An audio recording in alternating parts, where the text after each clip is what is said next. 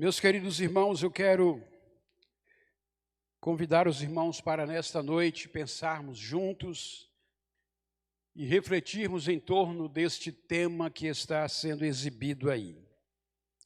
O poder da renúncia. Nós continuamos trabalhando a questão da batalha espiritual. Essa tem sido uma temática refletida nesses últimos 2 meses. E eu quero, nesta noite, pensar com os irmãos a importância de destruir as fortalezas na batalha espiritual, trazendo à tona este elemento que é o poder de renúncia, tá? Renúncia para aquilo que porventura nos escraviza, aquilo que nos aprisiona.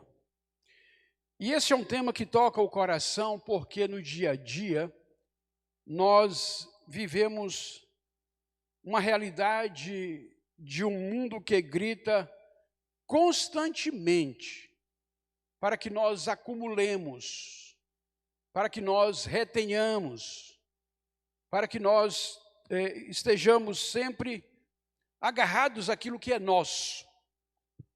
O mundo no qual nós vivemos, ele nos estimula e nos ensina a viver a realidade do egoísmo, a realidade de pensar primeiro em você, depois em você e terceiro em você mesmo.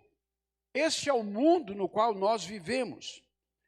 No entanto, meus irmãos, nós somos desafiados pela palavra do Senhor a viver uma realidade que vai na contramão dessa tendência do mundo secular. A palavra de Deus nos ensina algo que é radicalmente diferente. Ela nos chama a soltar, ela nos chama a abrir mão, ela nos chama a renunciar. E é justamente na renúncia que está a verdadeira vitória de um cristão. É na renúncia que está o poder da liberdade de viver em paz consigo mesmo, de viver bem, de estar bem com a sua própria consciência. Vejam o que diz Provérbios capítulo 28, versículos 13 e 14. Provérbios 28, versos 13 e 14. Diz assim a palavra: quem encobre as suas transgressões nunca prosperará, mas quem as confessa e as abandona alcançará misericórdia. Bem-aventurado o homem que sempre teme ao Senhor, mas o que encobre o seu coração cairá na desgraça. O texto de Provérbios é claro, e há uma verdade profunda nesta palavra, e é importante trazer à mente essa reflexão. Há uma fortaleza que muitos de nós, meus irmãos, vamos ao longo dos anos construindo. Essa fortaleza, ela não se constrói do dia para a noite. Ela se constrói ao longo da vida. É a fortaleza do encobrimento.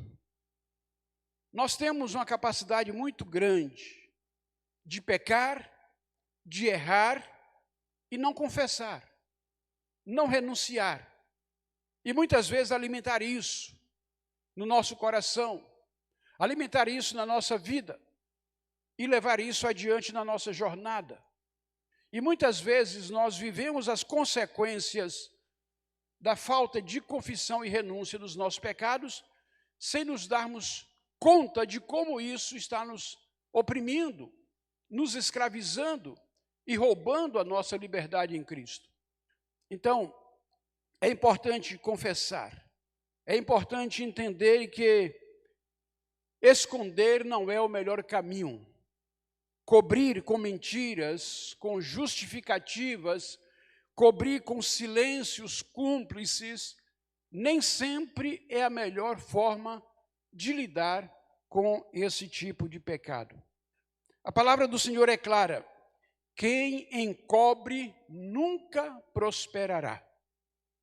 Quem guarda e acumula o seu pecado no coração e não confessa, não abandona, nunca prosperará. E por quê? Porque o pecado, ele é enraizado. ele vai criando estruturas na vida da pessoa, a tal ponto que a pessoa vai perdendo a sensibilidade para com as coisas espirituais. Ele vai forjando na vida da pessoa uma nova forma de encontrar evasivas, desculpas, justificativas, para não admitir o seu erro. Então ele vai sendo guardado ali no coração, e isso acaba por ser uma corrente que nos prende, que nos amordaça e nos dificulta. Essa é uma fortaleza que o inimigo usa para manter cativos, para nos roubar a paz e para nos afastar de Deus. Eu me lembro que na minha adolescência, na minha fase de junior, eu cometia os meus pecados, e quando eu entreguei minha vida a Jesus, aqueles meus pecados acompanharam a minha lembrança, a minha memória, de modo que o Salmo 51 era o meu salmo predileto de leitura. Se você está familiarizado com o Salmo 51, sabe que ele é um salmo em que o salmista confessa os seus pecados. Então eu reiteradamente li aquele salmo como uma forma de estar confessando, até o dia em que o Espírito de Deus me levou a 1 João 9. Se confessarmos os nossos pecados, Ele é fiel e justo para nos perdoar e nos purificar de toda a injustiça, de toda a iniquidade e todo o pecado. E pela fé eu me apropriei daquela palavra, entendendo que os pecados que eu havia confessado ao Senhor, Ele já havia perdoado. O fato é que o perdão, ele tem essas dimensões. Nós precisamos experimentar o perdão na sua dimensão vertical, que é o perdão de Deus. Nós precisamos perdoar de forma horizontal, que envolve relacionamentos, pessoas, quando nós ferimos, machucamos alguém. Mas o perdão tem uma dimensão de profundidade, que é a nós mesmos. E às vezes nós não conseguimos perdoar a nós mesmos. Deus nos perdoa quando nós confessamos sinceramente. Quando nós confessamos ao próximo, Ele nos perdoa. Mas às vezes nós ficamos com aquilo reiteradamente na nossa memória, trazendo, e aí o inimigo usa isso para escravizar, usa isso para acorrentar, usa isso para oprimir. Se você tem vivido essa experiência, então se aproprie da palavra do Senhor. Se confessarmos os nossos pecados, Ele é fiel e justo para nos perdoar. Então, confesse, renuncie, não guarde, não acumule no seu coração pecado que possa lhe afastar de Deus. Quando nós confessamos e abandonamos nossos pecados, algo extraordinário acontece. A Bíblia diz que nós alcançamos misericórdia. O texto bíblico diz isso.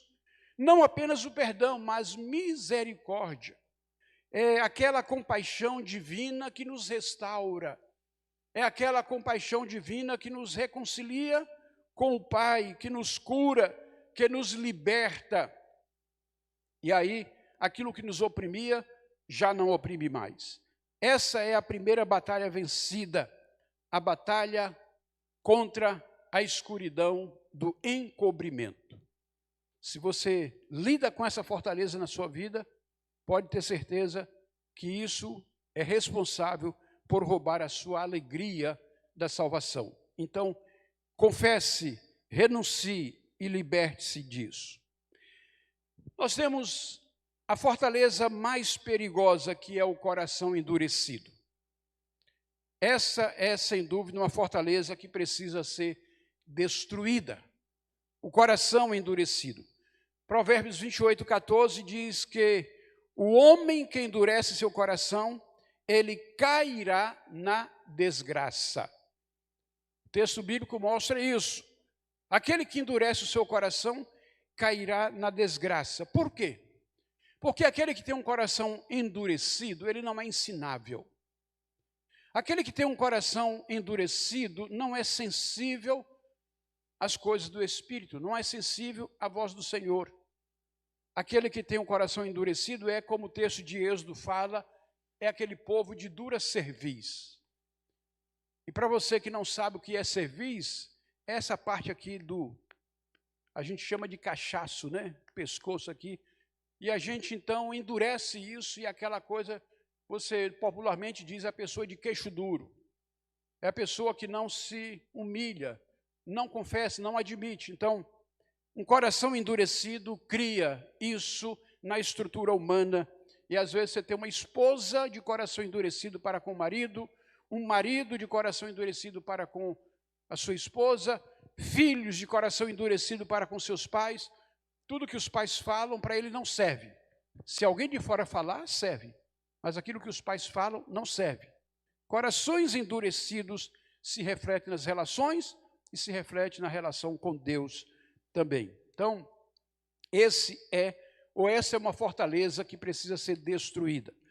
O endurecimento de coração é uma fortaleza espiritual que é muito real, meus irmãos. Faz parte do dia a dia das pessoas.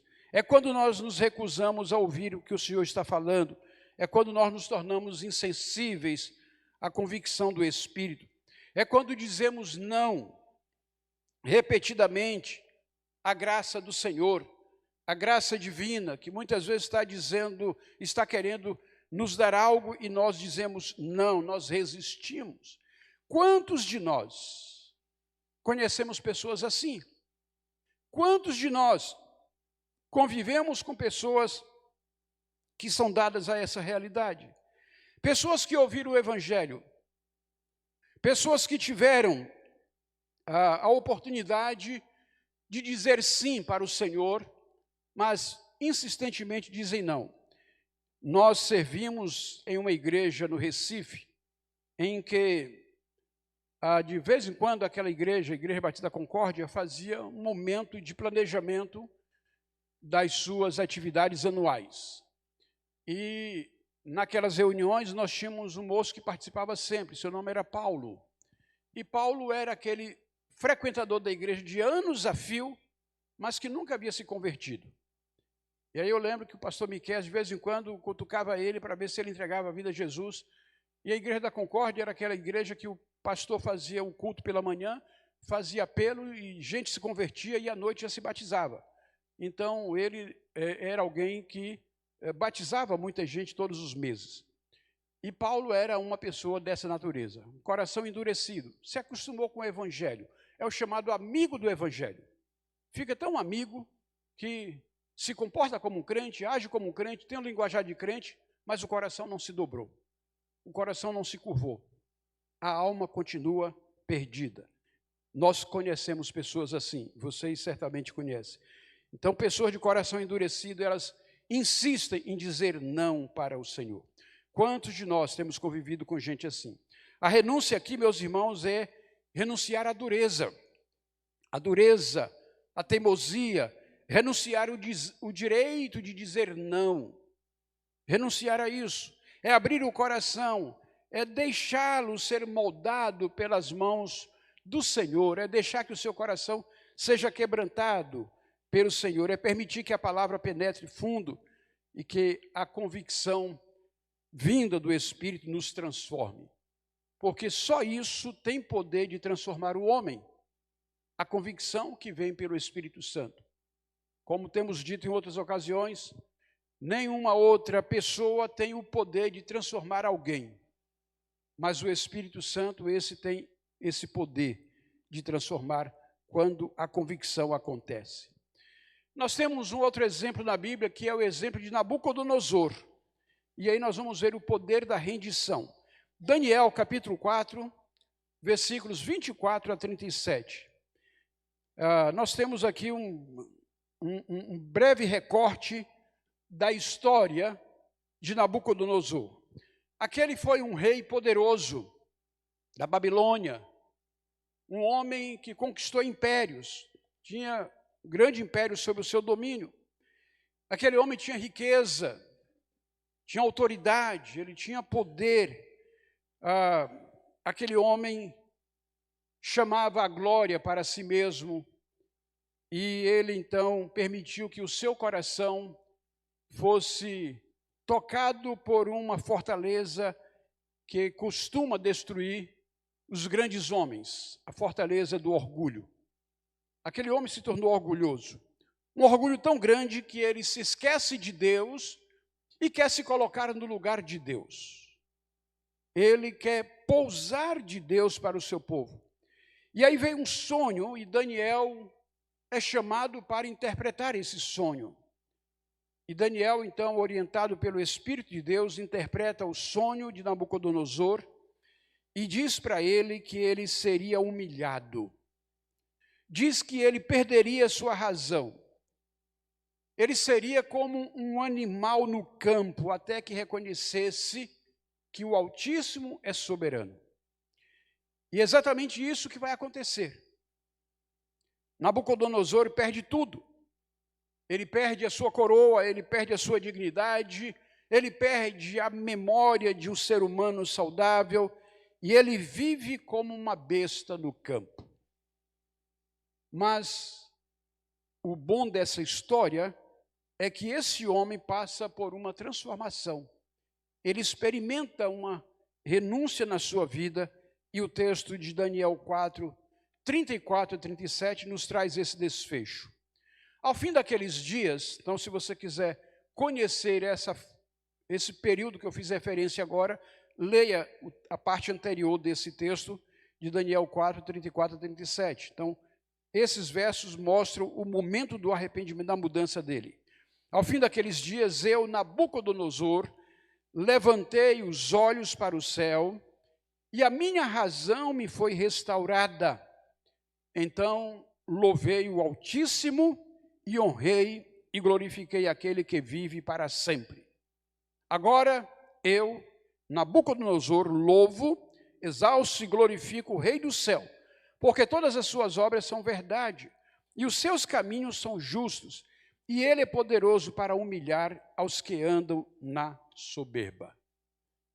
Nabucodonosor aprendeu de uma forma dura. Ele renunciou ao seu direito de ser Deus de si mesmo. Renunciou ao orgulho que fez com que ele fosse comer grama como uma besta do campo. E quando ele se arrepende, ele tem a sua vida restaurada, tem a sua vida transformada e tem a oportunidade de recuperar a sua dignidade. Ele encontrou a verdadeira glória, não na coroa que havia perdido, mas na submissão ao Rei dos Reis. Você certamente conhece gente orgulhosa que tem se afastado de Deus, que tem se colocado num lugar de apóstata da sua fé, pessoas que se colocam como ateias e desprezam Deus. Essa semana foi notícia nas mídias sociais, um certo radialista, um comentarista que fez comentários depreciativos para com a Bíblia e para com os evangélicos. Ele foi tão confrontado que ele veio a público pedir perdão, pedir desculpa pela atitude dele. O fato é que tem gente de todos os lados confrontando a palavra, desprezando a palavra. Temos uma atriz brasileira muito desbocada chamada Luana Piovani, que foi às redes sociais, que foi numa entrevista e colocou termos depreciativos para com os evangélicos, para com a igreja, considerando que é o que existe de pior no mundo, e ela certamente vai colher as consequências disso, como todas as pessoas que desprezam ao Senhor. Eu estava na Bahia, na época em que o filho de Antônio Carlos Magalhães, que estava cotado para ser presidente da República, um homem com 43 anos de idade, um deputado influente no Congresso, Luiz Eduardo Magalhães, provavelmente seria o próximo presidente do Brasil. Aquele homem, conta-se que ele dizia que nem a mãe menininha do Cantuar tirava a vida dele, tirava a eleição dele, a vitória dele. E aquele homem, numa caminhada de praia, fazendo campanha, sucumbiu e morreu. Pessoas que muitas vezes pensam que têm o domínio sobre a sua vida e, na realidade, elas não têm, e elas, então, não conseguem entender que aquilo que elas são como resultado da graça, da bondade, da permissão de Deus. Pessoas que desprezam o Evangelho, que despreza o Senhor. É preciso trazer ao coração o temor a Deus. O orgulho tem feito muita gente perder a bênção do Senhor na sua vida, porque o coração fica endurecido diante do orgulho e muitas vezes elas querem ocupar o lugar de Deus na sua caminhada. É preciso entender que a batalha espiritual, ela existe e ela está em destruir nossas fortalezas. Essa batalha espiritual, meus irmãos, ela é verdadeira e não é apenas sobre demônios, não é apenas sobre possessões, ainda que isso exista e não deva ser subestimado. A Bíblia diz, resistir ao diabo e ele fugirá de vós. Então não se deve subestimar a ação do diabo. Quando Pedro achava que estava abafando, achando que deveria aconselhar Jesus, Jesus o repreende dizendo, para trás de mim, Satanás. Porque naquele momento Pedro não percebia que o que ele estava aconselhando era querer desviar Jesus da cruz, da sua missão. E Jesus sabia exatamente qual era a missão da sua vida. Então, é extremamente importante ter esse coração humilde, essa capacidade de confessar e reconhecer o Senhor e entender que a batalha espiritual existe. Quando você lê Efésios capítulo 6, lá está descrito na armadura espiritual, para que possais resistir no dia mau. E havendo feito tudo, permanecer o quê? Firmes. Então o dia mau existe, o diabo está aí, Satanás está agindo. É preciso levar isso em consideração. Mas a batalha espiritual não se resume somente a essas ações do inimigo. Sobre fortalezas que construímos em nossas mentes, fortalezas que construímos em nossos corações, padrões de pensamento, hábitos, às vezes pecaminosos, outras vezes não, mas orgulhos enraizados que nos mantêm presos. Às vezes nós estamos presos a um padrão de pensamento tão negativo, em que nós nos depreciamos diante de tudo e de todos. Nós não conseguimos ver as nossas qualidades, não conseguimos ver o nosso valor, não conseguimos andar de cabeça erguida diante da vida. Nós andamos sempre fazendo o papel de vítima e sofremos com isso e carregamos um fardo, um peso enorme, porque não conseguimos perceber as coisas boas que Deus nos dá, valorizar as coisas boas que Deus nos dá. Então, pessoas que têm um padrão de pensamento escravizante, é preciso se libertar disso e é preciso, então, mudar, porque o inimigo muitas vezes escraviza as pessoas por meio desses recursos. Paulo nos ensina em 2 Coríntios 10, 4 e 5 o seguinte: porque as armas da nossa milícia não são carnais, mas poderosas em Deus para a destruição de fortalezas, destruindo conselhos e toda altivez que se levanta contra o conhecimento de Deus, e levando cativo todo pensamento à obediência de Cristo. Como que nós podemos destruir essas fortalezas? Através da renúncia, através da confissão, através da humildade, através da submissão. Quando você renuncia ao direito de guardar um pecado, você destrói a fortaleza do encobrimento. Quando você renuncia o seu orgulho e se submete a Deus, você destrói a fortaleza da soberba.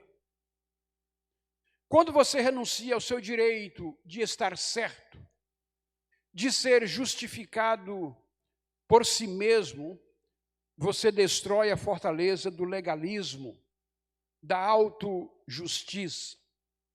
Então eu quero lhe convidar nesta noite a renúncia, a fazer renúncia na sua vida. Quero convidar você a refletir sobre isso. Não é um convite fácil e não é uma decisão fácil, porque muitas vezes requer admitir que nós padecemos dessas coisas e nem sempre estamos dispostos a isso. Mas este, meus irmãos, é um convite que liberta. Renuncie. Renuncie aos segredos que guardam. confesse-os a Deus. E, se necessário, a uma pessoa de confiança. Mas renuncie. Não acalente na sua vida, no seu coração, aquilo que precisa ser jogado fora, que traz tristeza, que traz amargura, que traz dificuldade nos relacionamentos, que quebra a sua comunhão com Deus, quebra a sua comunhão com as pessoas. Às vezes a pessoa fica ali guardando um ressentimento e passa por um irmão e por outro, anos a fio, e não fala, não cumprimenta, porque tem a impressão que aquele irmão um dia machucou, um dia feriu, e aquele irmão nem sabe, e a pessoa está guardando aquilo no coração. Então renuncia a isso. Vai lá e diz: meu irmão, eu quero te pedir perdão, porque meu sentimento para com você não é bom, porque eu fiquei com essa impressão do que aconteceu. E aí você abre o coração, confessa, dá ao outro a oportunidade de saber que você às vezes não se relaciona bem com ele, porque você tem um sentimento de que ele fez alguma coisa que você não gostou. Então, aprenda a renunciar confessando. Renuncie o endurecimento do coração. Abram-se à voz de Deus. Permita que o Espírito Santo sensibilize o seu coração. Leia a palavra com o coração quebrantado. Leia a palavra com aquele sentimento de alguém que quer ouvir a voz do Senhor. Diga para Deus: Senhor, fala comigo. Tenha o hábito de desenvolver um diário espiritual. E nesse diário espiritual você pode pegar seu texto bíblico do dia, fazer a leitura e fazer a seguinte pergunta: o que Deus está falando comigo nessa palavra? Anote aquilo que o Espírito de Deus está falando. E depois diga para Deus: o que eu vou fazer com base no que Deus está me falando? Anote esse outro ponto e tome decisões que mude sua vida. Saia da rotina espiritual. Procura crescer, procura amadurecer, procura conhecer mais a palavra, procura entender melhor a natureza humana, as pessoas ao seu redor, para que você possa amá-las como elas são e não querer moldá-las para que sejam do seu jeito. Então, é preciso aprender a conviver com essas diferenças. Deixe a palavra penetrar fundo no coração, deixe o Espírito Santo convencer e transformar. Renuncie o orgulho. Humilhe-se diante do Altíssimo. Reconheça que não são deuses de si mesmos, que precisam do Deus Todo-Poderoso, que dependem completamente dEle. E quando fizerem isso, quando realmente renunciarem, vocês descobrirão aquilo que Nabucodonosor descobriu: que a verdadeira glória, a verdadeira liberdade, a verdadeira vitória na batalha espiritual vem através da submissão. Vem através da submissão a Deus, do reconhecimento de quem Ele é. Não da resistência, não da soberba. A vitória não vem por aí, mas vem da submissão. Vem através da abertura, não do encobrimento. Vem através da humildade, não do orgulho. A batalha espiritual, meus irmãos, não é vencida por força bruta. É vencida por renúncia. É vencida quando você abre mão daquilo que lhe prende. É vencida quando você confessa. Ela é vencida quando você se humilha, quando você se submete ao Senhor. Que Deus nos dê a graça de renunciar. Renunciar àquilo que trazemos encoberto no nosso coração. Que Ele nos dê coragem para confessar. Confessai os vossos pecados uns aos outros, diz a palavra. Que Ele nos dê a humildade, meus irmãos, para nós nos submetermos. Submetermos a Ele em primeiro lugar, mas nos submetermos também ao amor e ao cuidado uns dos outros. E que, assim como Nabucodonosor, nós possamos descobrir que quando nós renunciamos a nós mesmos, nós encontramos a Deus. Quando renunciamos a nós mesmos, nós encontramos o Senhor. E nele, nós encontramos tudo aquilo que nós precisamos. Amém? Você pode orar comigo? Incline a sua cabeça nesse instante. Feche seus olhos. E pensa agora diante do Senhor. Pai, o que é que eu tenho que renunciar? Traz à minha memória aquilo que eu preciso renunciar. Transforma a minha vida. Transforma minha relação contigo. Transforma, Deus, os meus sentimentos. E que no nome de Jesus, o Senhor faça de mim a nova criatura que a tua palavra fala lá em Coríntios. Pai, eu quero bendizer o teu nome. Quero agradecer a ti por esta noite. Ó Deus, que a palavra aqui colocada, testemunhada, compartilhada, seja usada pelo teu Espírito para produzir transformação. Seja a palavra usada pelo Senhor para produzir mudança de vida. Para trazer, ó Deus, quebrantamento aos corações. E que a palavra desta noite, ó Deus, glorifique o nome do Senhor, fazendo com que servos, homens e mulheres, saiam daqui mais prontos e dispostos a te servir, mais prontos e com corações humildes para reconhecer a tua grandeza e soberania. Que na noite desse dia o Espírito do Senhor esteja operando com liberdade nesse lugar, produzindo transformação, trazendo restauração e, ó Deus, trazendo cura no nome de Jesus. Quero louvar e quero bendizer o teu nome e entregar cada vida que nos ouve nesta hora nas tuas mãos, rogando a misericórdia e bênção do Senhor sobre todos, em nome de Jesus. Amém.